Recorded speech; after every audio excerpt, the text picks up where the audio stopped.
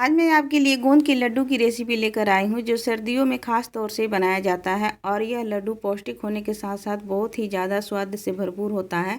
और इसे मैंने अपनी सासू माँ के साथ मिलकर बनाया है क्योंकि वो बहुत ही ज़्यादा स्वादिष्ट गोंद के लड्डू बनाती है और मैंने उसे उनसे सीखा और साथ साथ में बनाया भी है। और इसे बनाएंगे बिल्कुल पारंपरिक तरीके से, तो वीडियो को लास्ट तक ज़रूर से देखिएगा, आपको भी यह वीडियो बहुत ज़्यादा पसंद आएगा। नमस्ते दोस्तों, भानुजा द होम मेकर में आपका स्वागत है। गोंद के लड्डू को बनाने के लिए हमने सबसे पहले लिया है यहाँ 100 ग्राम गोंद लिया है और 100 ग्राम हमने लिया है छुहारे। और इस तरह से देखिए गोंद इस तरह का होता है, ये बिल्कुल पारदर्शी होता है और ये बाज़ार में आपको आसानी से मिल जाएगा। जहाँ से आप सामान लेते हैं ग्रोसरी का तो वहाँ से मिल जाएगा। तो यहाँ पर हम चलते हैं गैस की तरफ और यहाँ पर हमने लिया है 2 टेबल स्पून घी और इसे हमने मीडियम आंच पर गर्म कर लिया है। एक टुकड़ा हमने डाल करके देख लिया कि ये अच्छी तरह से गर्म हुआ है कि नहीं। बहुत ज़्यादा तेज़ आंच में इसे नहीं तलना है और इस तरह से थोड़ा थोड़ा डाल करके हम इस तरह से गोंद को तलेंगे।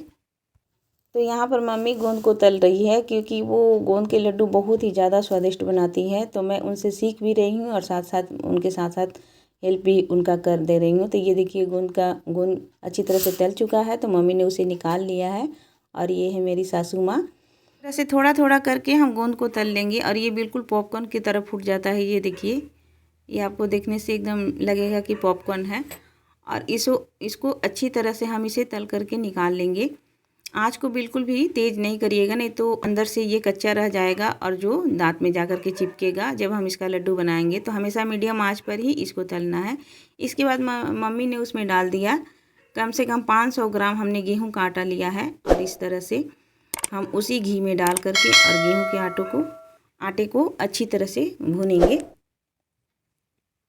इस तरह से हमेशा धीमी आंच में ही आटे को भूनना है, तेज़ आंच नहीं करना है या मीडियम भी नहीं करना है। और यहाँ पर मैंने छुहारे को अच्छी तरह से कूट करके उसका बीज निकाल लिया क्योंकि हम इसे मिक्सी में पीसेंगे, दरदरा पीसना है।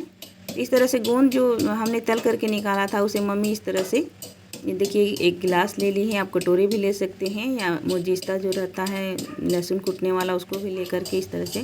तो हमें बहुत ज़्यादा महीन नहीं करना है, हल्का सा दरदरा ही रखना है, थोड़ा थोड़ा खड़ा रखना है।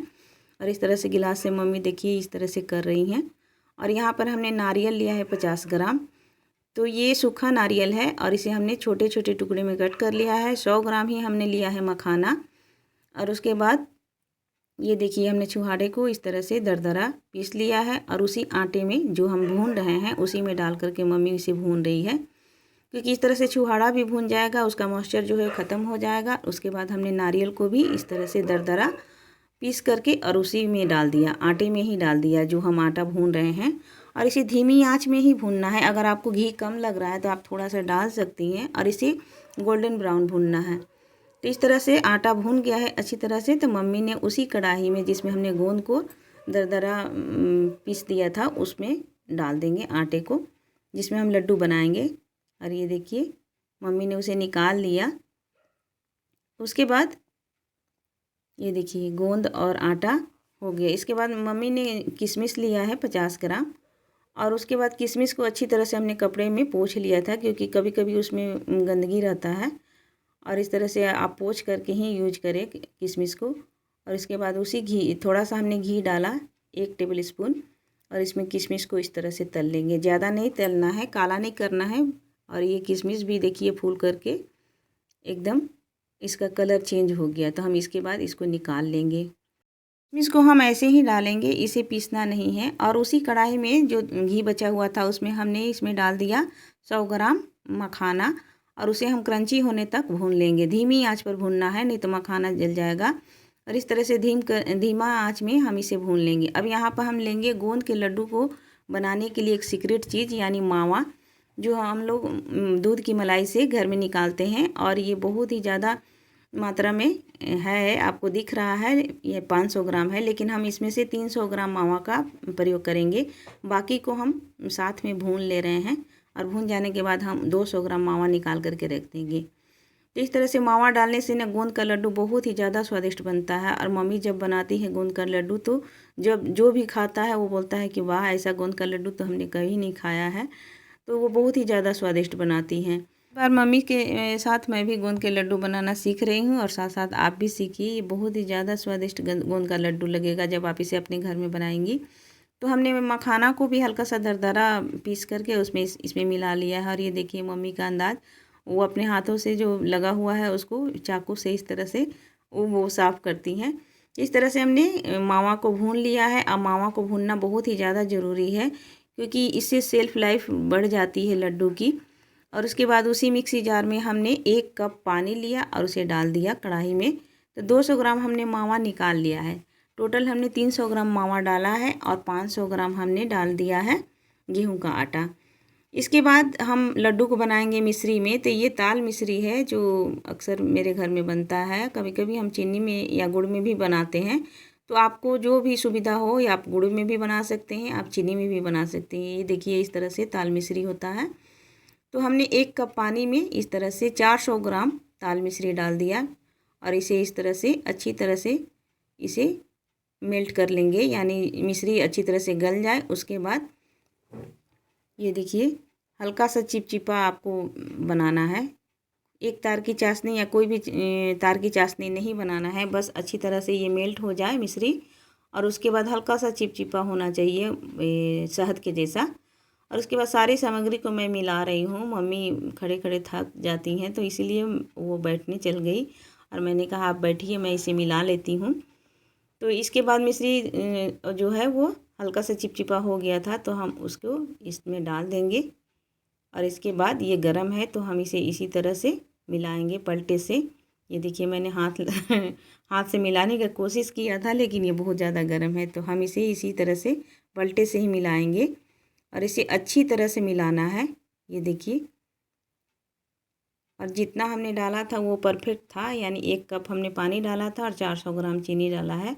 अगर आपको थोड़ा सा कम मीठा चाहिए तो आप थोड़ा सा कम डाल सकती हैं, या ज़्यादा चाहिए तो थोड़ा सा मीठा बढ़ा सकती हैं। तो इस तरह से हमने इसे अच्छी तरह से मिला लिया। और ये जो पलटे में लगा हुआ है उसे मैं चाकू से इस तरह से साफ़ कर लेती हूँ, ताकि आपका हाथ भी बहुत ज़्यादा गंदा या चिपचिपा ना हो। ऐसे तो थोड़ा सा हो ही जाता है, क्योंकि हम इसे हाथ से भी मिलाएंगे, क्योंकि बिना हाथ से मिलाए ये अच्छी तरह से नहीं मिलेगा पलटे से। तो थोड़ा सा ठंडा हो चुका है तो मैं इसे हाथ से मिला रही हूँ। और जो थोड़ा बहुत दरदरा है तो उसे मैं हाथ से इस तरह से क्रश करके मिला देती हूँ। तो ये देखिए मम्मी को मैंने यहाँ पर ला दिया और मम्मी यहाँ बैठे बैठे लड्डू बना रही है। और आपको जितना बड़ा बनाना है आप अपने अनुसार देख लीजिए, छोटा बड़ा जैसा भी लड्डू बनाना है थोड़ा थोड़ा ले करके और इस तरह से लड्डू बना लेंगे। तो मैं भी यहाँ पर आ गई हूँ और ये देखिए सास बहू दोनों मिल कर के लड्डू बना रही हैं, गोंद का लड्डू। और ये बहुत ही ज़्यादा स्वादिष्ट लगता है दोस्तों। और ये गोंद जो होता है वो बहुत ज़्यादा पौष्टिक होता है और इसमें कैल्शियम की मात्रा बहुत ज़्यादा होती है। तो ये शरीर के लिए, यानी थकान और जोड़ों का दर्द आपको अगर है तो आप एक लड्डू को डेली खाइए, तो आपका ये जो समस्या है वो दूर हो जाएगा। और ये गोंद का लड्डू सर्दियों में ख़ास तौर से बनाया जाता है। तो ये देखिए हम दोनों मिल कर के लड्डू बना रहे हैं और साथ साथ मम्मी को किसी का फ़ोन आ गया, यानी बुआ का फ़ोन आ गया, तो मम्मी फ़ोन पर बात भी कर रही है। मैं आपको आगे दिखाती हूँ। और ये देखिए थोड़ा थोड़ा लेकर, अगर आपको यहाँ पर सूखा लगे कि जैसे लग रहा है कि लड्डू नहीं बंध रहा है, देखिए मम्मी बात कर रही है बुआ से और साथ साथ एक हाथ से लड्डू भी बना रही है। तो मम्मी एकदम कुकिंग में उस्ताद है और ये बहुत ही अच्छे सा खाना बनाती है। इनके हाथ का खाना खाकर, यानी जो भी सब्ज़ी बना दे, जो भी लड्डू बना दे, जो भी मिठाई बना दे, वो बहुत ही ज़्यादा टेस्टी और स्वाद से भरपूर होता है। तो मैंने वीडियो को थोड़ा सा फास्ट कर दिया है क्योंकि वीडियो बहुत ज़्यादा लंबा हो जाएगा। और हम दोनों ने मिल कर के, और ये देखिए गोंद का लड्डू बना लिया। थोड़ा सा लड्डू बनाना बचा था तो मैं चल गई चावल देखने, क्योंकि मैंने चावल बैठाया था, यानी साथ साथ खाना भी मैं बना रही थी। तो मम्मी बोली कि मैं बना लूँगी। और उसके बाद ये देखिए लड्डू बन करके तैयार है। और उसके बाद मैंने इसे पिस्ते के कतरन से सजा दिया है। तो आप इसमें अपने ड्राई फ्रूट्स अपने मनपसंद अनुसार डाल सकती हैं। आप इसमें काजू भी डाल सकती हैं, बादाम भी डाल सकती हैं, या जो भी आपके पास ड्राई फ्रूट्स है आप डाल सकती हैं। तो ये लड्डू बहुत ही ज़्यादा स्वादिष्ट लगता है। अगर आपको वीडियो पसंद आ रहा है तो प्लीज़ वीडियो को लाइक करिएगा, शेयर करिएगा, मेरे चैनल को सब्सक्राइब करना बिल्कुल भी नहीं भूलिएगा। और भी बहुत सारी रेसिपी मेरे चैनल पर उपलब्ध है, तो आप मेरे चैनल पर एक बार विजिट ज़रूर करिएगा। और ये लड्डू बन करके तैयार है, तो मैं आपको इसे तोड़ करके दिखा देती हूँ कि ये अंदर से कितना सॉफ्ट है। ये देखिए, ये बहुत ही ज़्यादा स्वादिष्ट लगता है और मम्मी के हाथ का बना हुआ ये लड्डू बहुत ही ज़्यादा ख़ास है। तो मिलते हैं नई रेसिपी के साथ। धन्यवाद।